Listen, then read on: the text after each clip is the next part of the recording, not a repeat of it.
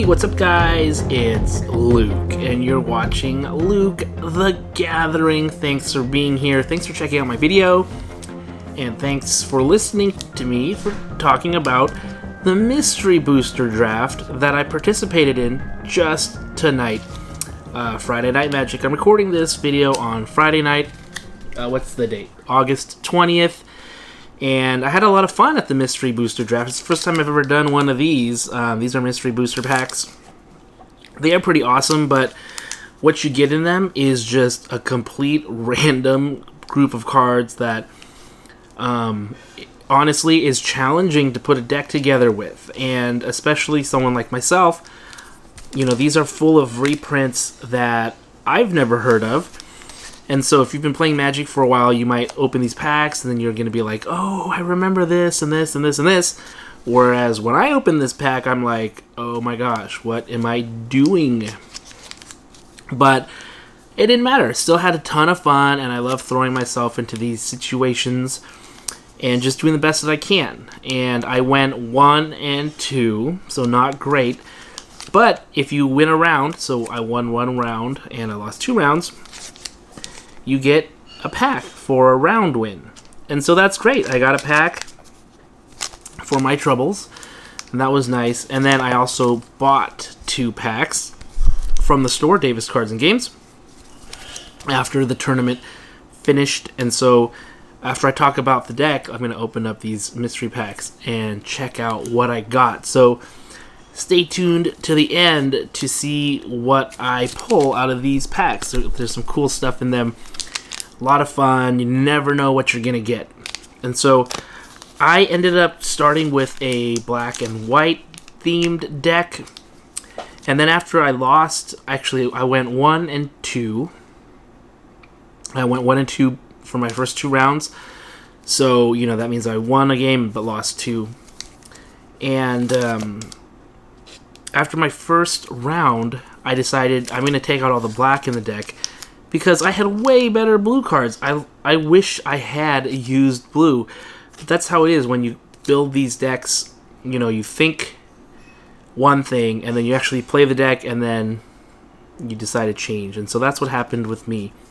We're going to talk about the cards that I used, and then be happy to know what you thought. Again, I have no idea. Some people had some ridiculously powered cards. I think I got some cool cards, that's for sure.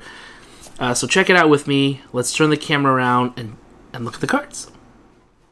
Alright, hey, well, this is not a card you can get in that set. There's no foils at all in the set, but just for our troubles, for going to the tournament, the draft tonight, we all received a Dig Through Time foil promo. So that was nice just to have.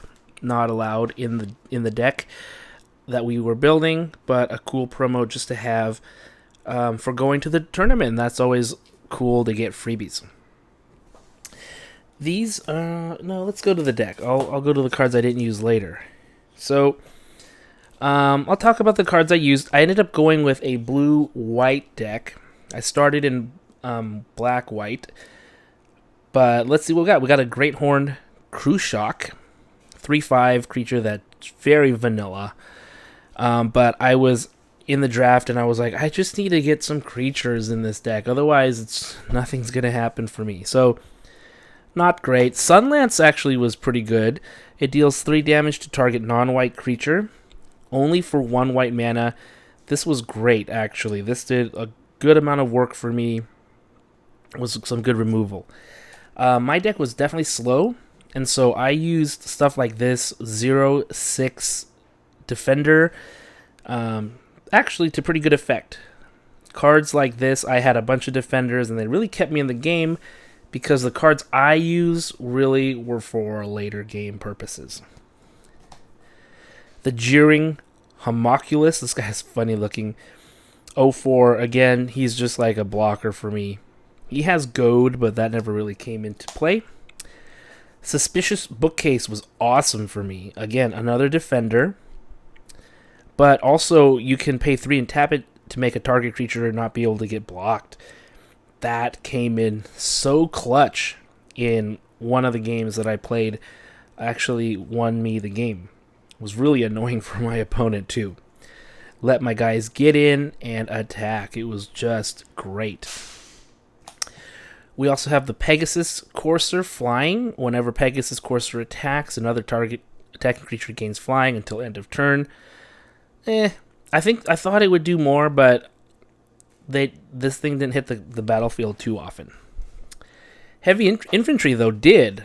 And at 3/4, tapping a target creature when this thing comes in was really clutch. Heavy Infantry was a really nice card for me. Sunset Pyramid was also really cool. This was extra card draws. You get 3 brick counters on it, and when you pay 2 and tap it, you get to draw a card. So this is worth like 3 draws. It was really, really handy, especially because my deck needs lots of lands, and getting the draws was monumentous. Also, you could scry with it too if you want. Angel of Renewal, 4/4 flying, just a solid body. I really liked the Angel of Renewal when it came into play for me, because it was one of the beefier creatures out there, and it flew. This guy's amazing. Dawnglare Invoker. Wow. Flying 2/1. And for 8 mana, tap all creature target players controls. Man, I did that over and over until he finally got a removal and got rid of Dawnglare Invoker.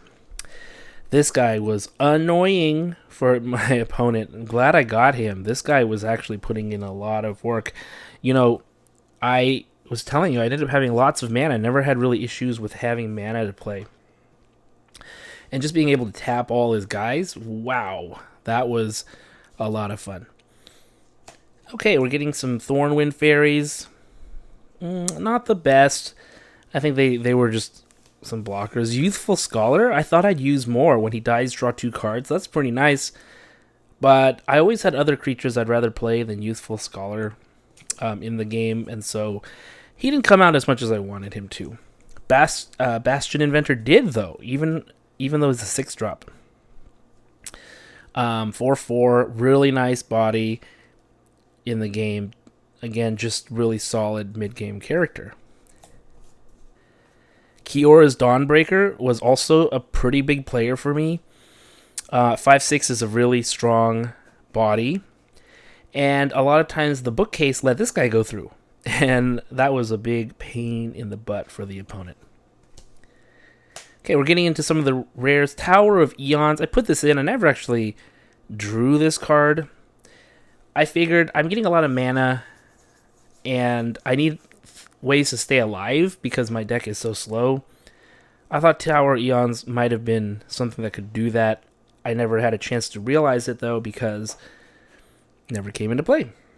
Although the Basilisk Collar single-handedly won me one game by equipping a flyer with Death Touch and Lifelink and just getting my life total up above the red line and taking their totals down. Really great equipment here.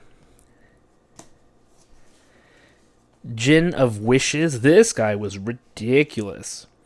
It's flying, and you get to make a wish and pay 4, so 2 and 2 blue, remove a wish counter, and you can play without playing the mana cost of the card on the top of the deck. It's kind of like luck-based. I didn't have any deck manipulation or anything that could really make this really awesome, but there were times when I was pulling out things that were a great value, and, you know, it got me through my deck faster. This was one of my biggest all-stars. The Mirror Entity, this was sweet. This actually won me a game as well. Look at this, X. Until end of turn, creatures you control have base power and toughness XX and gain all creature types. This was my game-winning card, pumping up all my creatures that flew. And it was great. It was really, really good. Okay, this is a crazy-looking card, the Loopy Lobster. This guy never came out, except for once, but never got into a battle. This is a weird card. So every time you tap, you change its stage. The first stage, it's a 1/4. Then when he taps, it becomes a 4/1. And then when he taps another time, it becomes a 2/4 and gets a +1/-1 until end of turn. Using one blue to do that. And then a stage 4 is 4/4 Vigilance, and you can tap them to draw 2 cards. So, really loopy. Loopy, because maybe you could just loop around the stages. Because after 4, you go back to 1. Kind of a cool card. I do like this. Came, like I said, didn't really come out, but it's a card I'm just glad to have. I think that the lobster drawing is pretty sweet. This one's cool too. Metagamer. 2/2 for 2. 2 white. Cards in the winning decks of the latest Mythic Champion cost 1 more to cast. I had no idea what the cards it was referring to, so this was really just a 2/2 for 2. But I like the drawing. It's pretty cool. Okay, Pathrazor of Ulamog. This was cool. I wanted to get this out so bad. It costs 11. I actually had 11 mana at one point. Didn't have this, though. But Annihilator 3, whenever this creature attacks, defending player sacrifices 3 permanents. That's crazy. Pathrazor Ulamog can't be blocked except by 3 or more. It's a 9/9. This is kind of the card that you wish you could cast, you know? The better card, though, was this. Migratory Route. Create 4 1/1 white bird creature tokens with flying. That was great. Getting the 4 birds out, flying them around was so good. And then I used the other card to make their base power, higher. It was good. Won me the game. Okay, these are cards that I did. Oh, I used this Lotus Petal. I pulled a Lotus Petal. Isn't that awesome? This was really great. I only got it out once. Didn't win that game. But to have this card, I'm very happy with that. These are cards I didn't use. Yeah, actually, when I was in black, I used Relevant Riches, which never came out. You can actually win the game with this if you have 10 treasures. I never had anything else that could make treasures. And this cost 5, so it wasn't really a good deal for me. This card I did use a lot when I did have my one round with black. It was Sunimret. And it basically says exile all creatures. Really cool. Came in handy a couple times. It also has Reverse Miracle for 1 black. If this card is on the bottom of your library, you can pay it for that cost.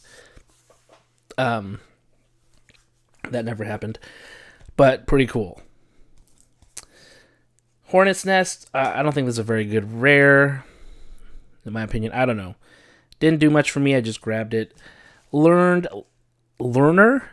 As long as you have a maximum hand size other than 7, you can tap it to draw a card. That is cool. It only costs 1 and it's an 0/3. That is cool. The only thing is there was one card that gave your hand size, like you didn't have a maximum hand size. And I didn't grab it, so I didn't really feel like I needed this card. I had a bunch of other blockers and it would have been a 1 for an 0/3, which is fine. But didn't use it. Also grabbed a Teferi's Protection, so that was cool too. Some of these cards are worth a good amount of money. Alright, so these are the other cards in the draft. I'll just go over them really quick. I think they're in colored order. So Goblin Rough Rider, Dragon Egg, Gorehorn, Minotaurs, Hunt the Weak, Surkar Banisher, Tidal Wave, Gilded Strike, Bartered Cow, Sheer Drop, Moonlit Strider, Ondu War Cleric, and some of these cards have made it into the deck. I just took them out, sideboarded. Dragon Mask, Merciless Resolve, Renegade's Getaway, Queen's Agent, Seal of Doom, and Dusk Charger. So those were the cards I also had in the sideboard. I could switch them in and out if I wanted to between games. But I finally figured out the deck a little bit too late, and so I ended up going only 1 and 2. So 1 win out of the 3 games. But lots of fun. I had these cards. So, yes, now it's time to see what is in these mystery packs. Like I said, won one of these packs for getting 1 win, and then 2 at the store. So let's see what we get. And I mix these packs all up, so I have no idea like what is where. So we got Crib Swap, Sensor Splicer, Slipstream Eel, Borrowing 100,000 Arrows, Draw a card for each tapped creature target opponent controls. Interesting. Torment of Venom. Mind Rot. That's a cool looking card. Shattering Spree. Dragon Whelp. Mantle of Webs. Carnivorous Moss Beast. Azurus Charm. Palladium Mirror. This is the rare. Rith the Awakener. Wow. 3 red, green, white. 6/6. Dragon. Flying. When Rith the Awakener deals combat damage to a player, you may pay 2 in green. If you do, choose a color, then put a 1/1 green sapperling creature token onto the battlefield for each permanent of that color. Interesting. It's double rare? Okay, Beastmaster Ascension. Whenever a creature you control attacks, you may put a quest counter on Beastmaster Ascension. As long as Beastmaster Ascension has 7 or more quest counters on it, creatures you control get +5/+5. Okay, interesting. And Wrath of Sod, not Wrath of God, Wrath of Sod. Put a mana-bound counter on all creatures. What does that mean? They lose all other abilities and become lands. With add 1 mana of this card's color. Interesting. Wrath of Sod. So creatures become lands. Interesting card. 2 green and a white. I like it because it's funny. It's like Wrath of God, but it's Wrath of Sod.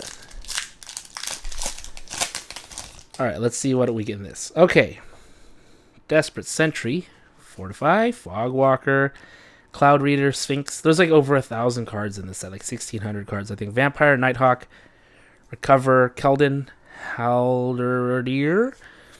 Frontline Devastator. Llanowar Empath. Combo Attack. Satyr Enchanter.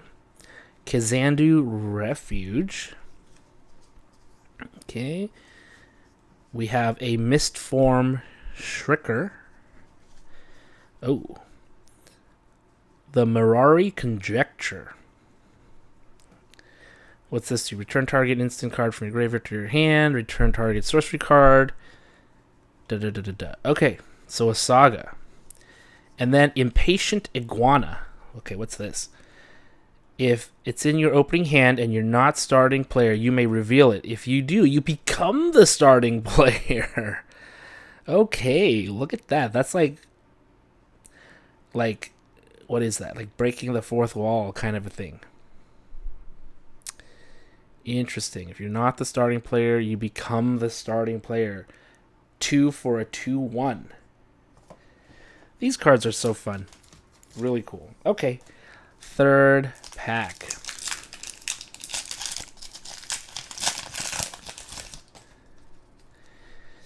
Countless Gears Renegade. Wake the Reflections Windrake. Thoughtcast.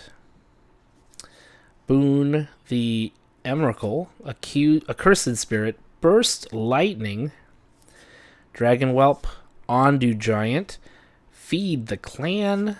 Sultai Charm. Interesting. Mir Sire. Phyrexian Soul Gorger. Whoa. Snow artifact creature. What's this do? Construct. Cumulative upkeep. Sacrifice a creature. Oh, so you have to sacrifice a creature all the time. It is an 8/8 for just 3. Wow. Grave Titan. Mythic rare. Death Touch. It's a commander card. Commander 14, I think. Whenever Grave Titan enters the battlefield or attacks, put 2/2/2 black zombie creature tokens onto the battlefield. Wow. Enters or attacks. And then Cyclopean Titan. When it dies, 2 target lands become swamps. Then exile it. Okay. Let's see. 3 tap. Tap target creature, then return it to its owner's hand. So you can tap down, but it costs 4 and 4. So that's a lot, but it's an 8/4. Oh, 8/4 though. That's an interesting... That's really kind of an interesting card. All right, well, there it is. Cyclopean Titan. Big creature. So we got Cyclopean Captain, Impatient Iguana, and Wrath of Sod. Those were the playtester cards. And then you saw the rest. So a lot of fun today. It was a great time. I really am itching to get some more of these boosters. These mystery boosters are so awesome. Thanks for watching. Thanks for listening. I'll see you next time.